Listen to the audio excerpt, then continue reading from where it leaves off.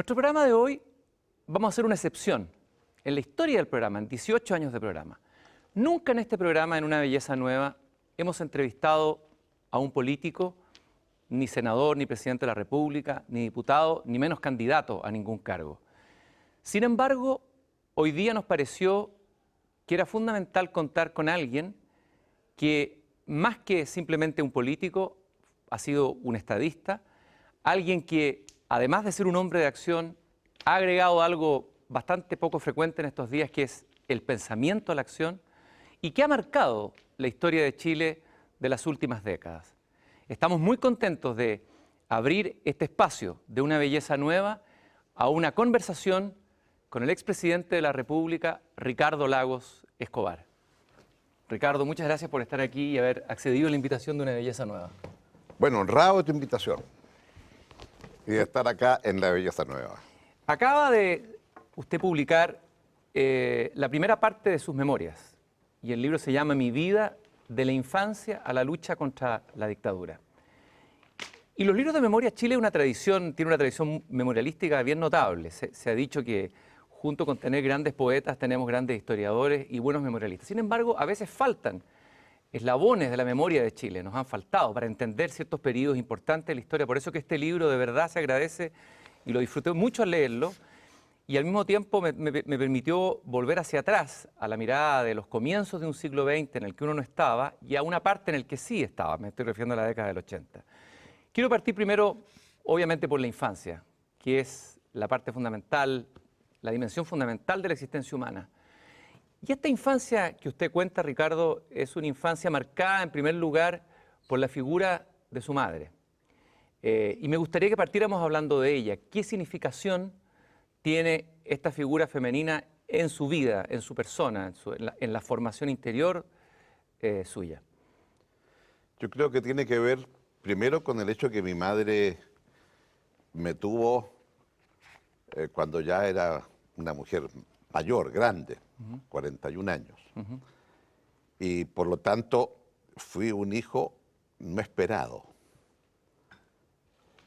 Lo segundo es que mi padre enfermó al poco tiempo y falleció cuando yo tenía 8 años. Vale decir, mi madre quedó viuda y prácticamente ya tenía claro que iba a hacer los roles de hombre y mujer, por así decirlo, ¿no? Y tercero, yo diría el carácter de mi madre, que era un carácter exigente. Le costaba demostrar sus emociones, pero que al mismo tiempo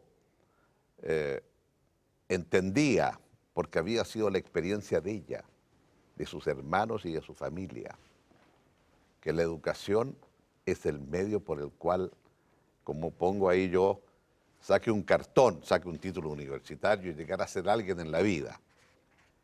Y que tiene que ver con alguien que alcanzó a arañar, por así decir, lo que era la vida de campo.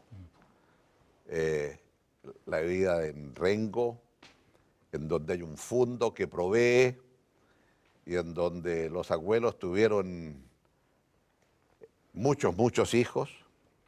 Y que claro, llega un momento en que el fondo no alcanza para todos y los hijos tienen entonces que emigrar a Santiago y en Santiago, bueno, como yo digo, se pasa a una economía autárquica que el fondo provee todo, a la alimentación y qué sé yo, a Santiago.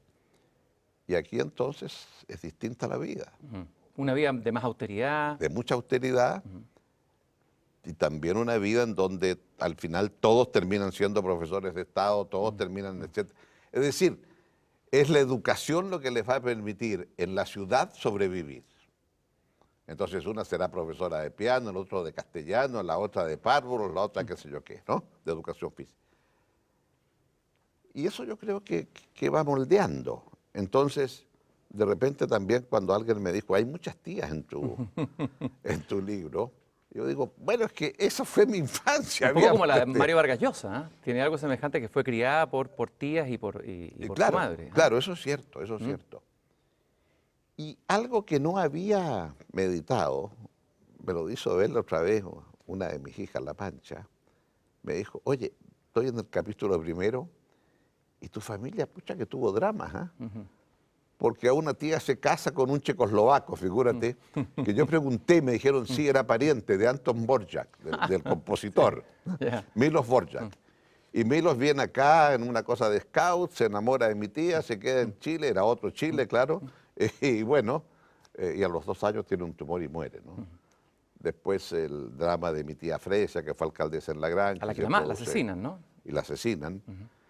El marido se suicida y ocurre por estas cosas del destino que era una hermana más grande casada con el padre y una hermana más chica casada con el hijo, en consecuencia el asesino de tu hermana, etcétera, ¿no? Bueno, pero en fin, es ese ambiente el que marca un poco la existencia de uno, los valores fundamentales de uno, esa es la verdad.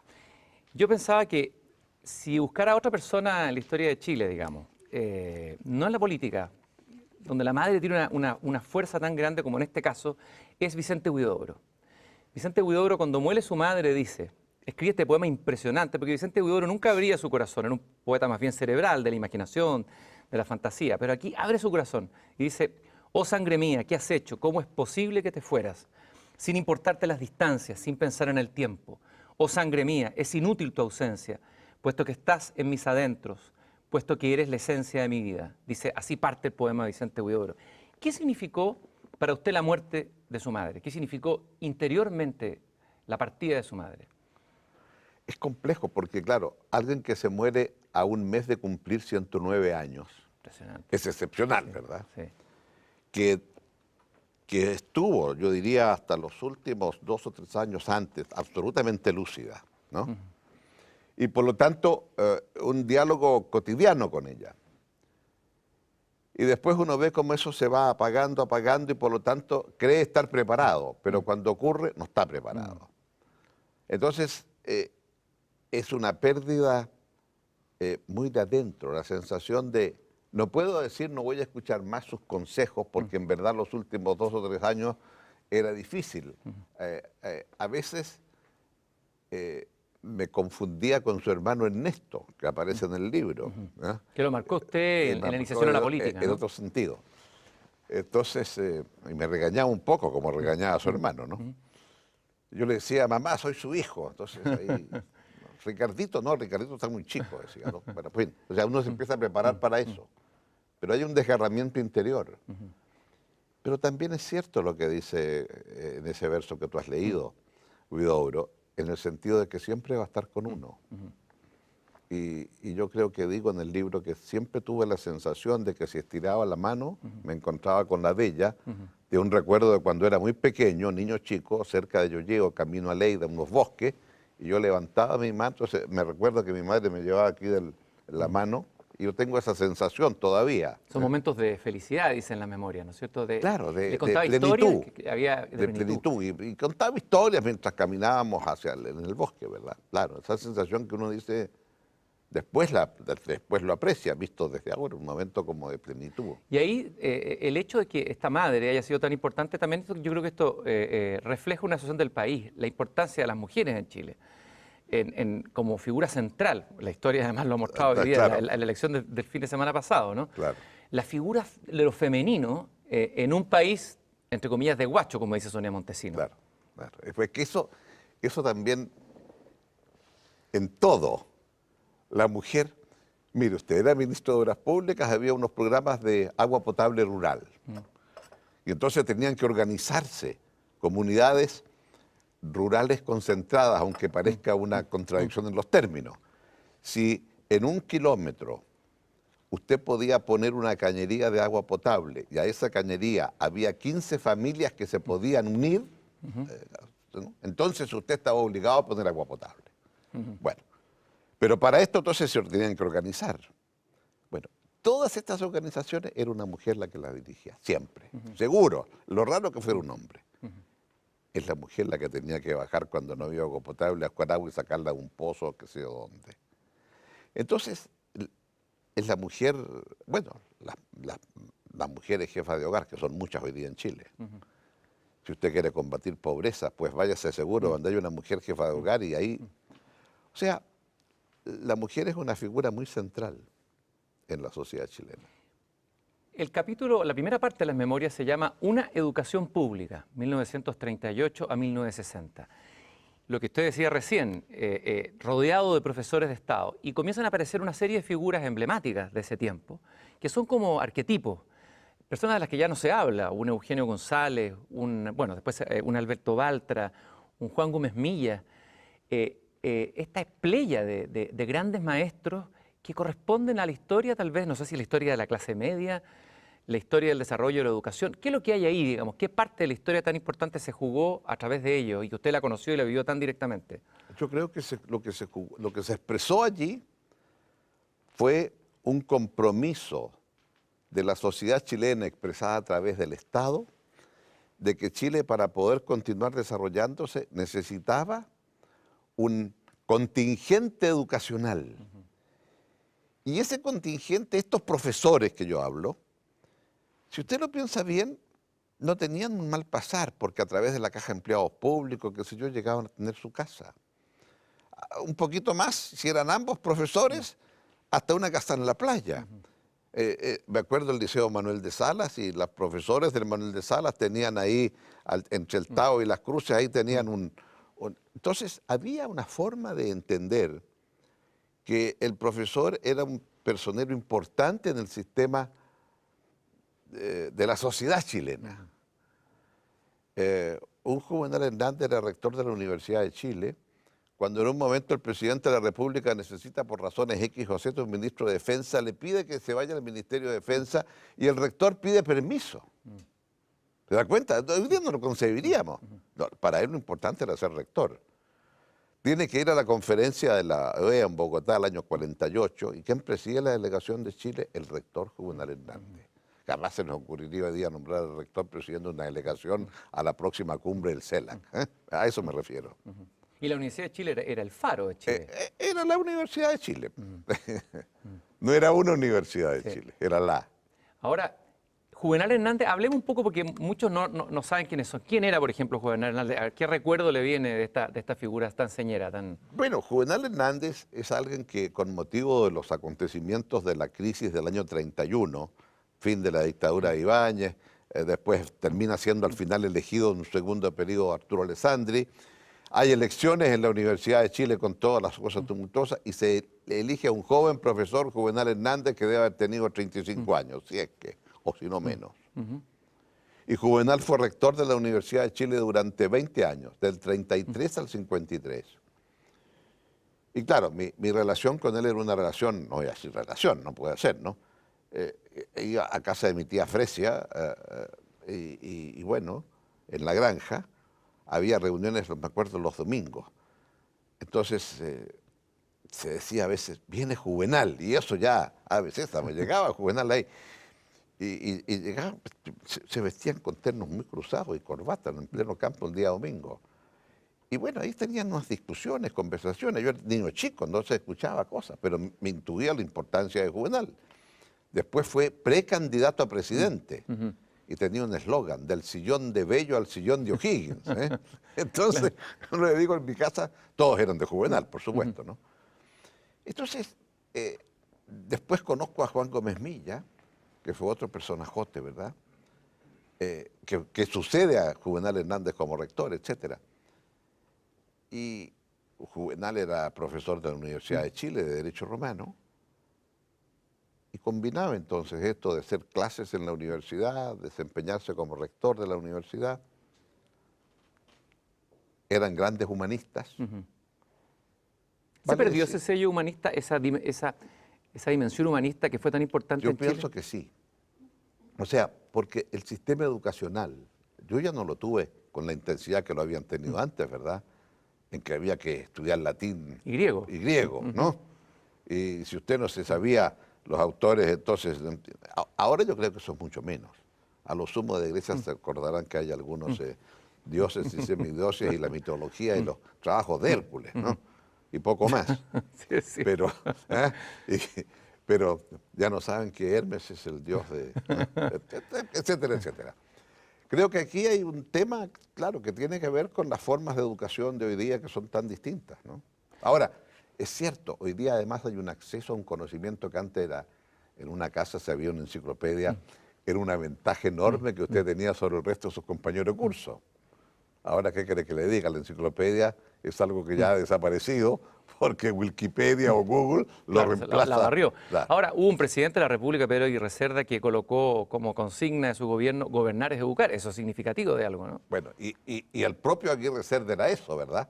Porque el maestro de Pocuro, su vida, desde un origen muy humilde hasta la presidencia de Chile, pasando por cosas como decano de la Facultad de Economía, dizque primer presidente de COPEC, o director en COPEC, ¿no? O sea, y ministro del Interior, por cierto, de Alessandri Palma en su primera presidencia. Vale decir, era un hombre de una trayectoria política, intelectual, escribe el programa agrario, el programa industrial cuando está exiliado en Europa. Es una mezcla interesante de que había una cierta facilidad en el paso de la academia a la política también en aquellos años. Y esta relación entre el pensamiento y la cultura humanista, que a veces uno tiene la sensación que se ha perdido en el cosismo en la política. Usted mismo, en una ponencia, me parece que sobre el tema de la vivienda social, dijo algo que me parece significativo. La solución de los problemas sociales no puede darse sin una reflexión sobre ellos, ya que las ideas y los actos están enlazados. No puede haber acción sin pensamiento, pero el pensamiento es esencial para la acción. ¿No le parece a usted que la política en las últimas décadas, y en Chile también, uno cuando escuchaba los debates presidenciales, cifras, promesas, ofertones, pero cero ideas? ¿Dónde están las ideas? ¿Dónde está el pensamiento sobre la acción? ¿Cuál es su diagnóstico y su mirada de eso? Comparándolo con lo que estamos hablando de ese tiempo. Sí, creo que es un tema muy central en la actividad pública. Porque yo entiendo que un periodo presidencial es un periodo breve, pero lo que usted pretende hacer tiene que insertarse en una mirada mucho más larga. Y para tener una mirada larga, tiene que tener una visión histórica, tiene que tener una mirada al momento en que vive y en qué medida esos momentos también van cambiando. Entonces, claro, yo trato de explicar allí, por ejemplo, el tema que había temor en Chile, en una dictadura. Pero ¿cómo explico que es distinto sus grados de libertad con temor o sin temor? El libro, algo explico en el prólogo, lo termino en el momento del triunfo del plebiscito. Y originalmente pensé que debía terminarlo cuando el presidente Elwin asume la presidencia y se va a Pinochet. Sin embargo, cuando empecé a tratar de redactar esa parte, me di cuenta que mi mente, después del 5 de octubre, cambió. Porque ahora tuve la sensación de que somos responsables del futuro de Chile en alguna otra forma, no sé qué, suena presuntuoso esto que estoy diciendo tal vez. Pero la sensación de que, bueno, algo va a pasar. Y me acordé entonces de un hecho que no está en el libro, porque ya es de después, que es una semana después del plebiscito, más o menos, me invitan del Partido por la Democracia seccional Las Condes, habían Las Condes también, PPD, eran los apoderados de mesa, que eran como 100 apoderados de mesa en Las Condes para contar el sí y el no. Y llego a esa reunión, en el fondo para dar las gracias, lo que habían hecho, qué sé yo, y me reciben al grito, se siente, Lagos, presidente. Pero qué gente tan desubicada, pienso yo. ¿Cómo se le ocurre que yo puedo ser presidente? No se dan cuenta. Y cuando llego ahí, me dicen entonces teatro. Y los gritos fueron muy grandes. Dije, momento, silencio. Quiero que lo entiendan bien. Yo no seré candidato a presidente de Chile en la era post-Pinochet. Eso pone en riesgo lo que estamos haciendo. Es decir, una cosa es tener pensamiento, pero también entender que la acción obliga a tener responsabilidades. Y si en ese momento yo pretendía acceder a la primera magistratura porque las encuestas y todas estas cosas, ponía en peligro el propio proceso que estábamos haciendo. Ahora, pero para volver a su pregunta inicial, si no hay ideas claras detrás de la acción que usted como gobernante tiene que hacer, entonces está buscando el poder, ¿por qué? Por los honores, por los privilegios, tiene que haber una razón muy profunda, porque cuando usted busca un cargo de elección popular, le está diciendo a otros, yo creo saber mejor que usted lo que hay que hacer, y en nombre suyo quiero actuar, y estos son mis principios. Entonces tiene que haber también un correlato honesto entre lo que usted piensa, lo que usted dice y lo que usted hace. Y si no hay eso, entonces tal vez esa es la peor de las corrupciones, buscar el poder por otras razones. Hay una deshonestidad ahí, Claro. que por lo demás el pueblo la percibe.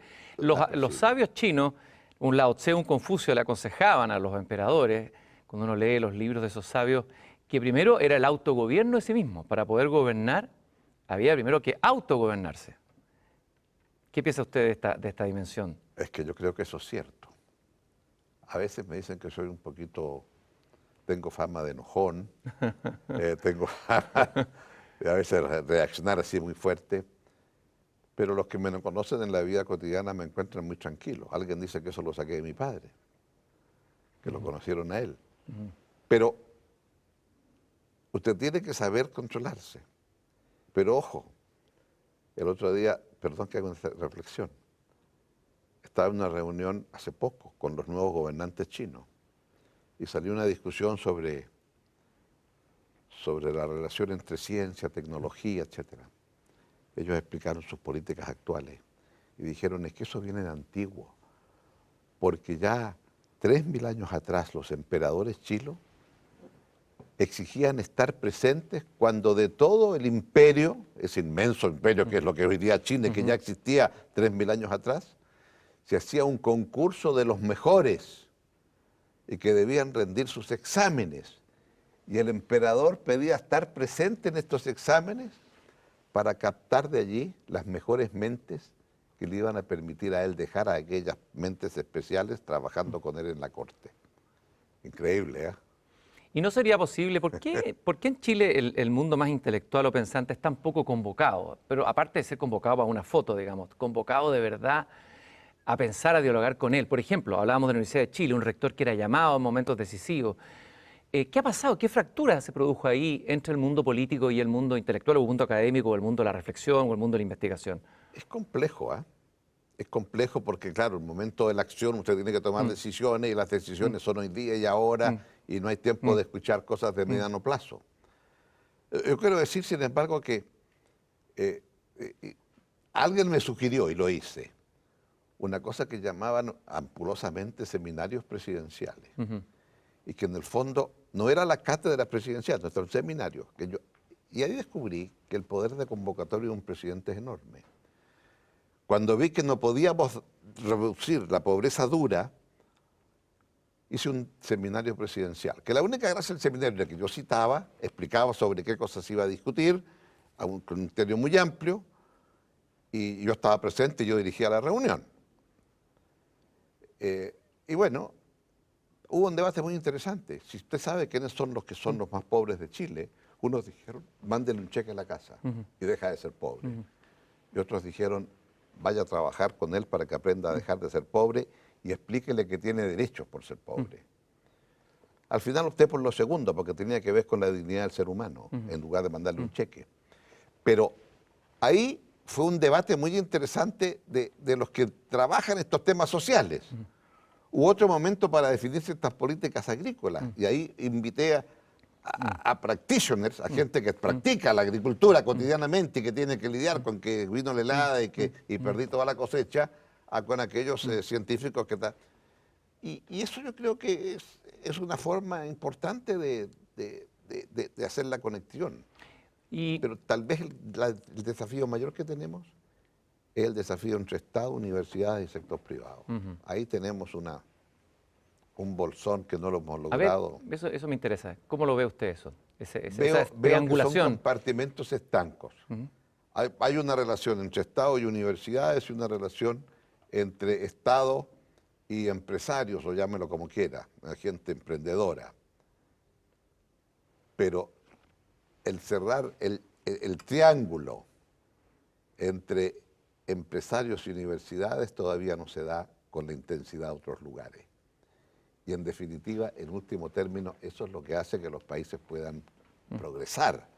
O sea, cuando en Estados Unidos un indicador de esto es cuántas patentes tienen las universidades, porque esas patentes son investigación que se inician en la universidad, pero que tienen un correlato, que esa idea se traduce y satisface una gran mayoría a través del rol de los privados apoyados por el Estado. Entonces allí hay una trilogía, por así decir, en que en nuestra América Latina todavía estamos muy lejos. ¿Cuáles deben ser las virtudes del... Gobernar hoy día no es lo mismo que gobernar hace 50 años, incluso hace 20 años tal vez. Todos los acontecimientos son vertiginosos, vemos que es cada vez más difícil gobernar en el mundo. ¿Cuál es el rol hoy día del gobernante? ¿Cuáles son los atributos o el perfil del gobernante de hoy? Si uno piensa en la antigüedad, el gobernante tenía que ser un guerrero. A lo mejor en el siglo XIX tenía que ser un adalid de la retórica, ser capaz de hacer buenos discursos, etc. ¿El gobernante hoy es un gerente, un administrador, es un filósofo como lo pensó Platón? ¿Qué es? ¿Un sabio? ¿Qué es el gobernante para el siglo XXI? ¿Cuáles son, desde su experiencia y de lo que usted está viendo hoy día en el mundo, los desafíos del mundo? Me costaría decirlo, pero porque estamos en un proceso de transición enorme, que no lo podemos dimensionar, porque estamos volviendo a la Atenas de Pericles. En la Atenas de Pericles se juntaban los 150 ciudadanos, todos hablaban unos a otros y tomaban decisiones unos a otros y se escuchaban unos a otros. Como la democracia, una vez que surge la imprenta y están los diarios, la democracia se piensa que es posible porque los ciudadanos están informados a partir del diario. Y por eso solamente los que saben leer y escribir pueden ser ciudadanos. Después llegó la radio y pueden los analfabetos decir algo. Y después llegó la televisión y sabemos quiénes son estos líderes.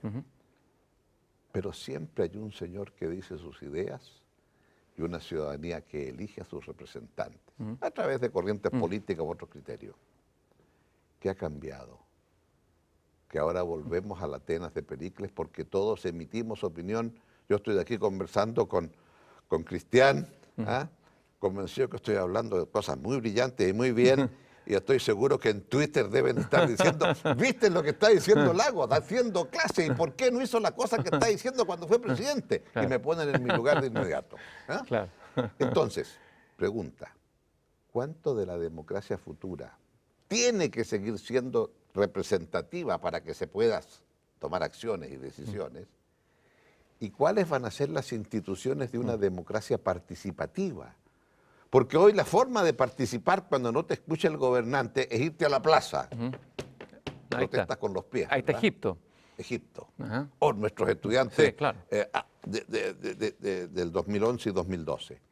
Entonces, la sensación que uno tiene es que todavía no han surgido las instituciones propias de estas nuevas tecnologías. Así como sin la imprenta nunca habría habido diario y sin diario nunca democracia y sería teniendo que gobernar el rey con su corte. Es decir, habría que casi reinventar una política para estos tiempos que vienen ahora. Claro, o sea, una política, instituciones. A ver, en algunos lugares, por ejemplo, se ha establecido que los ciudadanos, que son los que eligen un Congreso y el Congreso dicta las leyes, pueden recuperar su poder originario y decir, no me gustó la ley que aprobó el Congreso, se la voy a derogar. Y si no sé cuántos ciudadanos pedimos que haya un plebiscito porque esta ley hay que derogarla, hay que hacer un plebiscito y votar si está o no. Bueno, es distinta la forma en que un Congreso va a legislar si sabe que hay una espada de Damocles ahí pendiente sobre sus cabezas y que les puede decir, mire usted, le voy a derogar la ley. Ahora, tampoco puede hacer usted plebiscito todos los días. Para eso hay que ser suizo, ¿no? Y como decía un amigo ayer, sí, lo que pasa es que los suizos y los cantones suizos, desde el siglo XII o XIII que están haciendo plebiscitos a nivel del cantón. Entonces, bueno, claro, hay muchos siglos de experiencia. Ricardo, a mí me parece que uno de los momentos estelares, pongámoslo así, de su gestión como presidente, donde realmente usted mostró su dimensión de estadista, fue cuando Chile tuvo que tomar una postura en relación a la guerra de Irak. Y ahí me pareció ver ahí un presidente que se ponía los pantalones y Chile asumía una postura independiente, libre, y uno se sentía orgulloso de ser chileno y se sentía orgulloso de tener un presidente que fuera capaz de hacer eso. Voy a preguntarle qué es lo que pasó ahí, cómo usted llegó a tomar esa decisión y estar ahí, digamos, sabiendo todos los riesgos que eso tenía. ¿Qué significa tomar esa decisión? Y vamos a hablar de esos temas en el bloque que viene aquí en Una Belleza Nueva. Bueno,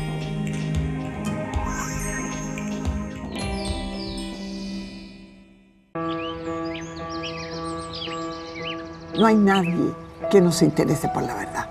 No hay ningún bípedo implume.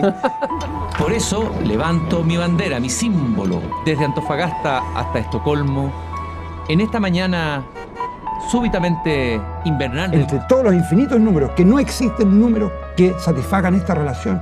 Le dimos a nuestros cuerpos cadáveres el orgasmo que los vestía de ángeles.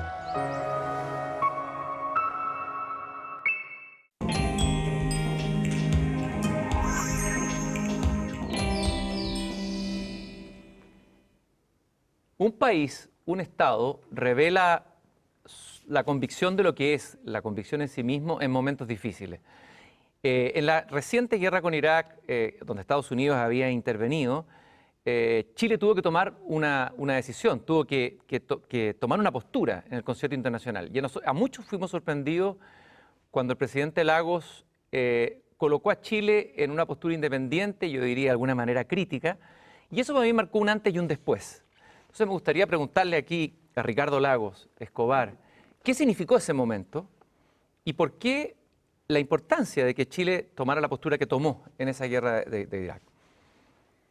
yo creo que ese momento tal vez es producto también de lo que uno es para atrás y la importancia que siempre le he dado a las organizaciones internacionales, porque cuando usted es un país pequeño, igual que en una sociedad usted necesita un Estado de Derecho, a nivel global usted necesita un Estado, necesita que alguien fije reglas.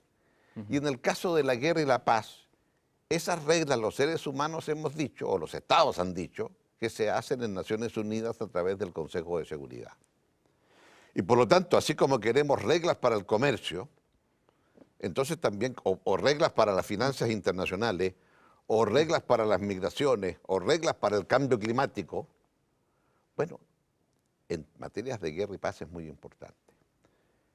Y yo vi claramente que se iba a ir a la guerra en Irak después de las Torres Gemelas, pensando que allí había armas de destrucción masiva y todo aquello. Y me di cuenta, una vez que Chile entró al Consejo de Seguridad, que las decisiones tomadas iban a obligar a una segunda discusión del Consejo. Y para esta segunda discusión hay que tener un determinado número de votos. Y el voto de Chile terminaba siendo fundamental.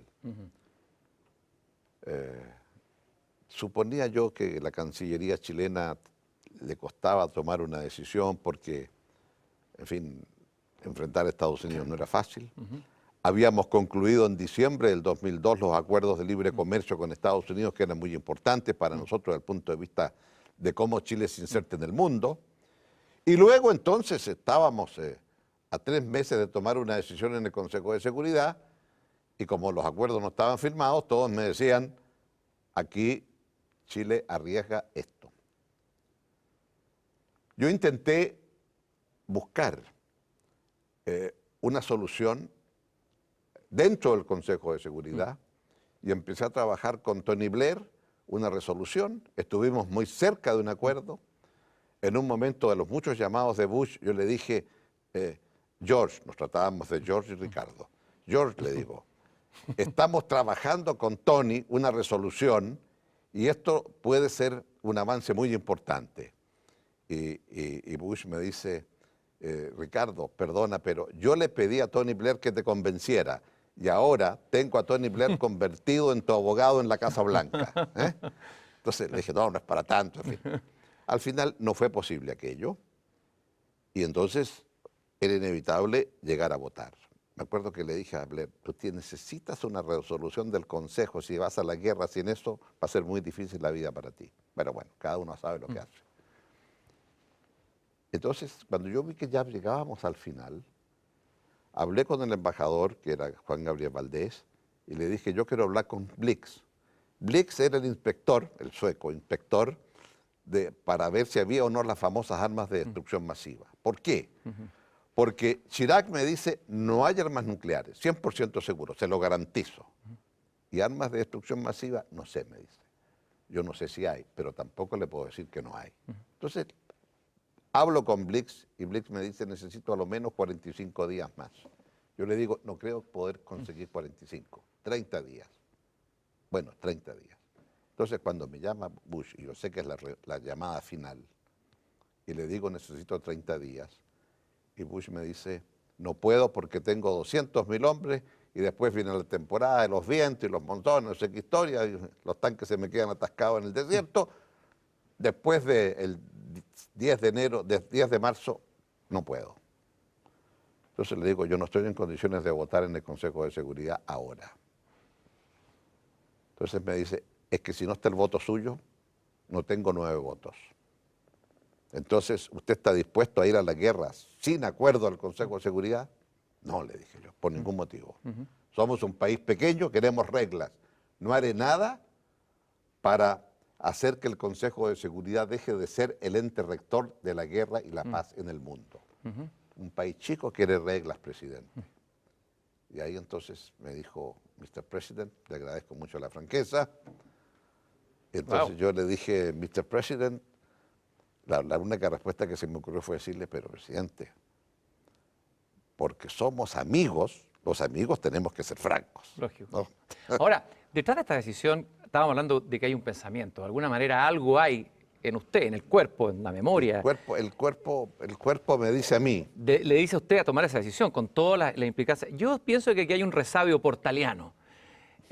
Portales tiene muchas facetas como personaje, pero yo leyendo la correspondencia de él, hay una carta donde él advierte, no sé a quién se le escribe, un ministro, sobre cómo hay que pararse frente a Estados Unidos, que hay que tener cuidado cómo uno se para, que hay que pararse creo como un igual, que no hay que dejar que nos convertamos en el patio trasero. O sea, Portales, ¿para usted Portales es importante como personaje de la historia de Chile? Sí. ¿En qué sentido? Muchos me preguntaron que por qué yo recuperé un cuadrito de Portales que había en la moneda y lo puse en la parte de mi escritorio más íntimo en la moneda. Es importante, yo sé que es poco simpático y comerciante y todo lo demás, pero Portales fue capaz de establecer las bases de una institucionalidad para este país, entendiendo que se requería un cierto ordenamiento. Y eso creo que fue la Constitución del 33, que todos los mundos dicen que es demasiado presidencial, que en el fondo elegíamos un presidente, lo reelegíamos inmediatamente, y los 4 decenios de la historia de Chile ahí están, ¿verdad? Los 4 primeros grandes presidentes, que cada uno gobernó 10 años. Y después de eso, vino entonces los constituyentes del 70 y cambió el régimen a algo no tan presidencial, y se prohibió la reelección de los presidentes. Creo que fue la idea de un gobierno impersonal que decía Portales, de un gobierno que tiene instituciones que resuelven. No es la voluntad del que está arriba, quien quiera que sea, por importante que sea, ¿no? Y cómo entonces son las instituciones las que van a proteger al ciudadano, incluso de la voluntad que pueda tener despótica o la tentación despótica de aquel que manda. Usted es fanático de la historia de Chile, de hecho usted leía, casi tuvo que leerlo así apurado, en la historia de Frías Valenzuela, sí. Ahí lo cuentan las memorias.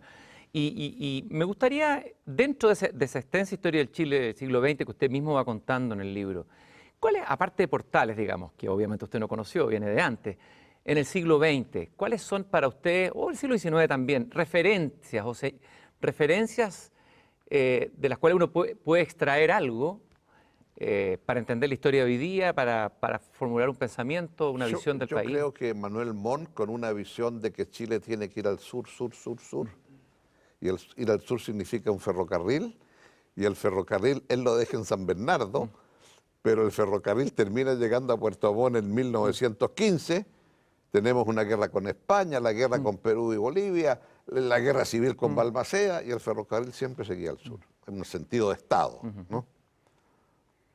Balmaceda por razones obvias, porque Balmaceda tiene un sentido de que la riqueza del salitre es lo que nos va a permitir, entre otras cosas, sembrar Chile de escuelas, ¿no? Esa concepción de que si siembro Chile de escuelas tengo. Y después yo creo que en el siglo XX, bueno, claro, hay un parteaguas tremendo, que es la dictadura, y por lo tanto, antes de ese parteaguas están los tres gobiernos previos, que cada uno intenta un cierto esquema de desarrollo, que es Alessandri, Frei y Allende. Ahí usted dice, perdón, me pareció interesante, que ellos, esos tres modelos, modelo conservador de derecha, modelo centro social cristiano y de izquierda, fracasaron en resolver algo que se estaba incubando, una expectativa social que iba a estallar en algún momento y que alguien tenía que resolverlo. ¿Qué pasó ahí? Yo creo que ahí lo que pasó fue que Chile tuvo un tremendo desarrollo a nivel político y un magro desarrollo a nivel económico. Y las expectativas y demandas políticas de una clase media que va creciendo, que demanda más, quiere más, y un sentido, como se decía en ese tiempo, el efecto demostración. Llega el cine y usted ve cómo viven otros parecidos a usted en otros lugares del mundo. Y este efecto de demostración hace demandar más, ¿verdad? Y entonces, claro, la incapacidad de la economía para estar a esa altura. Y en consecuencia, al final usted podría decir que fue el problema estructural básico, la incapacidad de satisfacer. Y que, claro, termina, ¿verdad?, en el drama de Salvador Allende. Y que, por supuesto, entonces, claro, el presidente Allende termina siendo una figura mundial. En el fondo, en una imagen muy similar a la de Balmaceda, el hecho de morir y morir en la moneda bombardeada. La otra vez leí un texto que nunca se me había ocurrido, y es un libro que acaba de salir, que no es sino una colección de qué es lo que escribieron grandes pensadores al momento del golpe en Chile. Entonces uno ve, nunca pensé yo que un Eric Hobsbawm había escrito sobre el golpe en Chile artículos periodísticos. Otra cosa es lo que Hobsbawm piensa después, ¿verdad? O un Paul Suissi, o un Miliband, el padre del actual candidato, que es un pensador laborista muy importante, un pensador conservador como Maurice Duverger. En fin, ahí hay un tema no menor, ¿no? Ahora, y estas expectativas que vienen, que el sistema político no logra resolverlo y se traduce en una crisis, ¿no es un poco lo que está ocurriendo hoy día en Chile? ¿No tiene Bueno, algo de la situación de hoy? Yo creo que sí. De lo que estamos hoy. A ver, ¿cómo analiza usted desde la mirada más histórica lo que está pasando hoy? Porque todos dicen un país que tiene crecimiento, un país que está bien. ¿Cómo puede ser que haya un voto de protesta tan grande, que hayan tantas manifestaciones en la calle, etcétera? Toda esta insatisfacción que unos dicen que se debe a grandes desigualdades, a una crisis de un tipo de Estado, otros dicen que se debe más bien a una clase media que simplemente se pone más quejona o porque se ha desarrollado más. ¿Cuál es su mirada sobre eso? Yo creo que es una mezcla de todo eso. Porque cuando usted viene de una dictadura, lo primero que quiere es libertad. Bueno, llegó. Después dice, oiga, pero queremos crecer, ¿ah? El crecimiento es muy importante, porque si no, ¿qué hacemos? Hay que comer. Hay crecimiento. Y durante 20 años hubo un crecimiento. Si usted lo mide por cuántos, el ingreso promedio chileno de 5.000 a 18.000, nunca en la historia hemos tenido 20 años así. Y después vino una etapa siguiente, sí, pero ¿y cómo está distribuido esto? Y creo entonces que lo que está ocurriendo hoy es que se llegó al fin de una etapa política porque el arreglo que hubo, oiga, durante 20 años gobernamos con minoría en el Parlamento por los senadores designados durante 16. En consecuencia, un arreglo político insatisfactorio, que la mayoría no es mayoría, y tiene que negociar con la derecha. Se gobernaba a través de un veto que tenían los partidos de derecha. Y ese arreglo político a la gente le dice, eso no va para más. Entonces le dice nueva constitución o qué sé yo. Lo cual está muy bien, pero claro, usted puede llegar a eso porque ya no hay enclaves autoritarios. Una nueva mayoría porque, una nueva situación porque si había un 40% de pobres, está claro cuál es su principal demanda. Y si ahora es 11 o 12% el nivel de gente bajo nivel de pobreza, hay una clase media emergente que demanda otras cosas. Y por lo tanto, entonces nos vamos acercando, y finalmente, para concluir, ¿por qué un nuevo ciclo? Porque este paradigma implícito que a medida que aumente el ingreso por habitante, voy satisfaciendo y resolviendo problemas económicos, sociales, aumenta la esperanza de vida, disminuye la mortalidad infantil, etcétera, esta relación se rompe después de los 20, 25 mil dólares por habitante, y ya no hay esta relación entre aumento de ingresos, ¿no?, sino que es cómo se distribuye ese ingreso lo que me va a explicar mejores o peores niveles de vida para la mayoría social. Eso le explica por qué un país como Nueva Zelanda, con un ingreso por habitante muy inferior al de Estados Unidos, todos los indicadores sociales son mejores que los de Estados Unidos. Y no digo los países escandinavos, donde esto es obvio. Entonces, la pregunta que uno se hace es, ¿y ahora Chile qué? ¿En qué categoría vamos a estar? Y hoy tenemos una distribución de ingresos peor que la de Estados Unidos.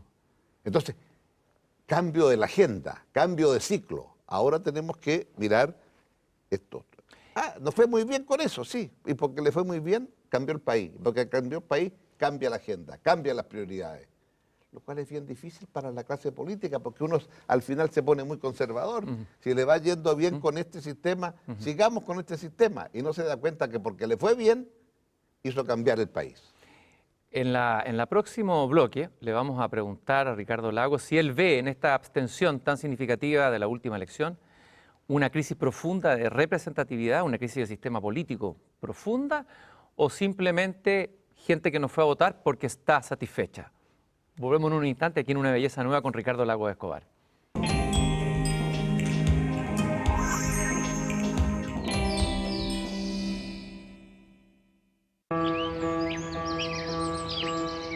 No hay nadie que no se interese por la verdad.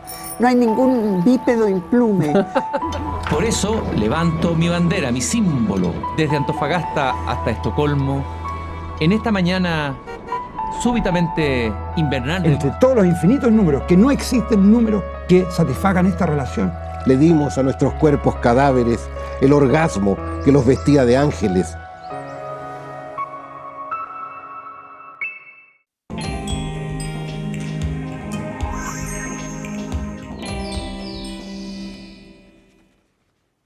Estamos en Una Belleza Nueva aquí en la red con el expresidente de la República, Ricardo Lagos Escobar, que acaba de lanzar o presentar sus memorias Mi vida de la infancia, la lucha contra la dictadura, el tomo 1. Quiero leer un texto que escribe Vicente Huidobro en el año 1925, el 8 de agosto de 1925. Estamos hablando de Arturo Alessandri Palma, Sí, claro. cambio de la Constitución. Y al final del texto hace un análisis, un diagnóstico bien radical y muy crítico de lo que es Chile, ¿ya? Dice que en Chile nadie piensa, un país sin fuerza, etcétera, etcétera. Pero habla sobre todo de la lucha entre la vieja y la nueva generación. Y dice, entre la vieja y la nueva generación, la lucha va a empeñarse sin cuartel. Entre los hombres de ayer sin más ideales que el vientre y el bolsillo. Y la juventud que se levanta pidiendo a gritos un Chile nuevo y grande, no hay tregua posible. Que los viejos se vayan a sus casas, no quiera que un día los jóvenes los echen al cementerio. Todo lo grande que se ha hecho en América y sobre todo en Chile lo han hecho los jóvenes. Así que pueden reírse de la juventud. Bolívar actuó a los 29 años, Carrera a los 22, O'Higgins a los 34 y Portal a los 36. Que se vayan los viejos y venga juventud limpia y fuerte con los ojos iluminados de entusiasmo y de esperanza. Dice Huidobro al final del texto. Hoy día, con la movilización estudiantil, con la aparición de nuevas figuras como un Boris, como bueno, todas las que ya conocemos, que son algunos diputados, otros no, pareciera haber una fractura generacional fuerte. ¿Cómo lo ve usted, Ricardo, en ese sentido? ¿Y qué piensa de esta afirmación de Huidobro? ¿Y cree usted que es extrapolable a la situación de hoy o no? ¿O es una exageración del poeta nomás? No, yo creo que lo de Huidobro tiene razón. Y los ejemplos que él pone, pero también pensemos que en los ejemplos que él pone en el mundo, la gente moría a los 50 años, ¿no? Un hijo mío tuvo que hacer unos trabajos para la memoria de Chile, tenía que revisar periódicos del año del centenario. Y le llamó la atención de una noticia y la puso. Un tranvía atropelló ayer a una anciana de 45 años. Qué 45 años. Bueno, pero para decirlo, creo que estos jóvenes hoy, no es una frase decir son hijos de la democracia. Todos nacieron del 90 para adelante. Toda esta historia que yo cuento allí, para ellos, en el volumen ese, es historia antigua, no les interesa. Y cada generación tiene su propia épica, tiene sus propias demandas. Ese es el signo de la historia que nos hace progresar. Y por lo tanto, bienvenida sea estos jóvenes que desfilaron 2, 3 años atrás y que van a seguir desfilando, no me cabe ninguna duda. Se entra en una etapa distinta, una etapa nueva. Y por lo tanto, lo que dice Huidobro es lo que corresponde a los jóvenes del año 25, ¿verdad? Dicho esto, y para responder la pregunta con que nos fuimos De la crisis de la de representatividad. la representatividad, creo que esto hay que tomarlo en el doble sentido. Nadie se puede decir, mire, esto representa esto o lo otro. Tal vez representa una mezcla de esto o lo otro. Porque cuando alguien me dice, me quedo en mi casa, señor, porque mire, lo elijan a usted o elijan a quienes elijan, yo el lunes igual tengo que ir a trabajar. Ese es el discurso del taxista que uno escucha cuando toma el taxi. ¿Es verdad? Igual tengo que ir a trabajar. Y yo le digo, bueno, pero es que todos tenemos que ir a trabajar. La única diferencia es que a lo mejor, dependiendo quién se elija, el valor de su trabajo va a ser más respetado, va a ser mejor remunerado, las leyes sociales que protegen al trabajador, van a etcétera, etcétera, o menos. O sea, hay formas de entender cómo usted hace que el producto del trabajo, ya. Y por lo tanto, eso tiene que ver con qué tipo de sociedad usted quiere. Segundo, mire, me da lo mismo porque las diferencias son mínimas, todos hacen lo mismo una vez que llegan. Bueno, si usted lo cree así, claro, tiene todo el derecho a no ir. Sin embargo, entendiendo que uno tiene que poner oído atento a qué es lo que ocurre, por qué no hay pasión, ¿no? Porque si he de volver al momento del texto y el plebiscito, la apuesta del plebiscito de Pinochet fue muy clara. Si tengo un 40 o 50%, voy a hacer que la inscripción sea obligatoria. La inscripción sea voluntaria. El que quiere se inscribe y el que quiere no. Pero una vez que está inscrito, está obligado a votar. Entonces, él fue el primero en inscribirse. Mensaje claro a sus partidarios. Los pinochetistas se inscriben. Pero si se inscriben hay que votar de por vida. Bueno, nuestra apuesta fue distinta. Es decir, aceptemos la apuesta, nos inscribimos todos y como somos mayoría, derrotamos a Pinochet y ganamos la apuesta. Ahora, era difícil convencer a la gente que tenían que ir a inscribirse. Pero si usted no era capaz de convencerlos de ir a inscribirse, menos iba a ser capaz de convencerlos de que había que tomar otras medidas más radicales para que se vayan a Pinochet, por el temor que había, ¿me explico? Sí. Entonces, ahora, creo que lo lógico es plantearnos seriamente, ¿debe ser voluntario el derecho a voto? ¿O en qué medida el voto es un derecho? Pero todo derecho implica una responsabilidad. Bueno, Jorge Alessandro, usted lo dice acá, puso el voto obligatorio y puso como condición para hacer estos trámites tener Bueno, por eso la lo inscripción pongo, electoral. porque digo acá, estamos volviendo a discutir si descubrimos o no el Mediterráneo. Y esto ya fue resuelto hace mucho tiempo. Entonces, creo yo precisamente porque coincido con Jorge Alessandri, de que el país tiene derecho a decirle al ciudadano, piense usted en Chile un minuto, ¿qué le conviene más a Chile? Porque en definitiva la sociedad chilena, los cambios que hay que hacer, tienen que hacerse a partir de lo que el ciudadano exige. Otros dicen que no, que esto lo resuelve el mercado. Y usted tendrá entonces una sociedad a imagen y semejanza del mercado. El problema es que cuando lo decide el mercado, lo deciden los consumidores. Y los bolsillos de los consumidores son distintos. Por lo tanto, yo diría, es muy importante el ciudadano que decida. Y si de mí dependiera, yo buscaría que fuera obligatorio. Lo cual no quiere decir que no en ese caso no tuviéramos que poner atención entonces al voto en blanco o al voto nulo, porque en ese caso ese va a ser el tipo de protesta de aquel que dice no me gusta lo que está pasando. Es famoso el episodio, ya se ha comentado varias veces, lo pregunta siempre en la entrevista, el episodio del dedo en televisión. ¿Cómo marcó eso un antes y un después en el momento del plebiscito? ¿A quién habría que hoy día colocarle el dedo? En ese momento era muy fácil, había que interpelar a un dictador. ¿A quién hay que interpelar hoy día en la historia de Chile? ¿Quién tiene que ser el interpelado hoy? ¿Es la clase política la interpelada? Pareciera por los jóvenes, que son los que están colocando el dedo a los políticos, O sea, a veces con nombre y apellido. Es inevitable que la clase política sea la interpelada en la medida que es la clase política la que está encargada de la conducción de un país. Y eso lo podrá hacer usted interpelando al presidente, a los partidos políticos o a quien quiera que está, al Congreso en su mayoría o lo que fuere. Pero también yo creo que es muy importante la otra pregunta, porque todos interpelamos y decimos yo quiero tal cosa. Quiero educación que sea así, quiero que la salud sea así, quiero que esto sea aquí, que sea. Y la pregunta también que uno tiene que hacer, ¿y tú qué estás dispuesto a hacer para que eso que tú quieres sea realidad. Porque me parece muy bien que vayas a la plaza a protestar, pero también cuando esa mujer campesina se organiza para tener agua potable rural, hay un instrumento político para acceder. Pero si ella no se organiza con sus otras, iguales que ella, en esa demanda, va a ser más difícil que sea escuchada. Entonces, acá hay un tema que es tan importante. ¿Cómo somos capaces de entender esto? Porque en un sistema clásico, usted escucha a través de lo que le dicen los partidos políticos. Pero hoy hay una cantidad enorme de áreas que los partidos no le van. La Costanera Norte no, señor. Usted no puede hacer la Costanera Norte porque 1, 2, 3, 4. Haga usted una gran obra, le van a salir 1000 personas que le dicen que no. Llevamos 2 presidentes en México que han sido incapaces de cambiar el aeropuerto Ciudad de México.